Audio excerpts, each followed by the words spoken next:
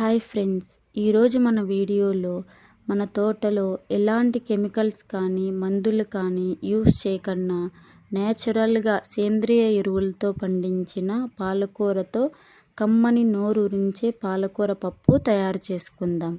ముందుగా తోటకు వెళ్ళి పాలకూరను కోసుకొచ్చుకుందాం. ఈ పాలకూరలో ఉండే ప్రోటీన్లు, విటమిన్లు, ఐరన్ పుష్కలంగా ఉంటుంది. రోగనిరోధక శక్తిని పెంచుతుంది. ఫ్రెష్గా తీసిన పాలకూర కాబట్టి మట్టి ఎక్కువగా ఉంటుంది. ఈ మట్టిని బాగా 2-3 సార్లు శుభ్రం చేసుకోవాలి. ఇప్పుడు కమ్మని పాలకూర పప్పు తయారు చేసుకుందాం.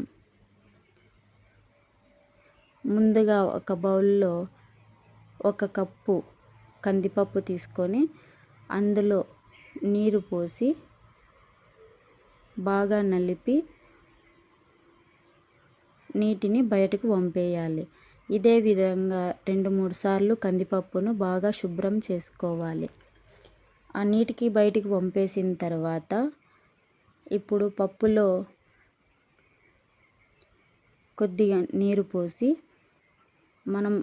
మన తోటలో ఫ్రెష్గా తీసుకొచ్చిన పాలకూరను వేర్లు కట్ చేసి మట్టి లేకుండా నీట్గా చిన్నగా కట్ చేసుకొని బాగా శుభ్రం చేసుకోవాలి.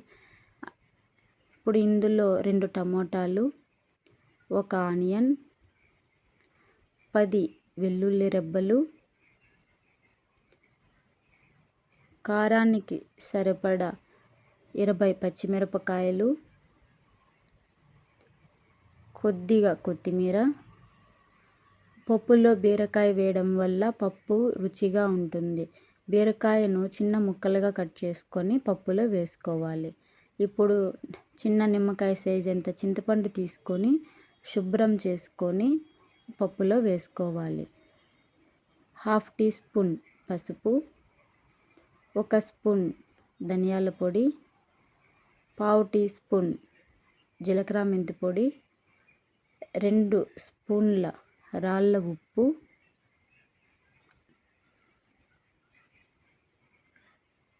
కొద్దిగా కరివేపాకు. పప్పులో కరివేపాకు వేయడం వల్ల పప్పు మరింత రుచిగా ఉంటుంది.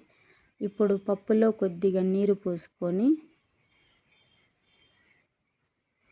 మూత పెట్టి పైన కొద్దిగా ఆయిల్ వేసి మూత పెట్టి పప్పును మెత్తగా ఉడకబెట్టుకోవాలి. ఇప్పుడు మూత తీసి ఇలా మెత్తగా ఉడకబెట్టుకుంటే సరిపోతుంది. పప్పు కట్టితో పప్పును బాగా మెత్తగా దుద్దుకోవాలి. ఇప్పుడు స్టవ్ పైన కడాయి పెట్టి ఆయిల్ వేసుకోవాలి. ఆయిల్ వేడెక్కిన తర్వాత 1 స్పూన్ ఆవాలు, 1/2 టీ స్పూన్ జీలకర్ర, కొద్దిగా మినప్పప్పు, దంచుకున్న వెల్లుల్లి, కరివేపాకు, చిన్నగా కట్ చేసుకున్న ఆనియన్స్, ఇందులో కొద్దిగా ఇంగువ వేసుకోవాలి. పోపుకు ఇంగువ వేయడం వల్ల చాలా రుచిగా ఉంటుంది. పప్పుకు ఎప్పుడూ కూడా పోపు అనేది గోల్డెన్ కలర్ వచ్చే వరకు ఫ్రై చేసుకోవాలి. ఇప్పుడు పోపును పప్పులో వేసుకొని బాగా రెండింటిని మిక్స్ చేసుకోవాలి. నోరూరించే కమ్మని పాలకూర పప్పు రెడీ అయిపోయింది. ఇలాంటి మరిన్ని వీడియోస్ కోసం మన ఛానల్ను సబ్స్క్రైబ్ చేసుకోండి ఫ్రెండ్స్.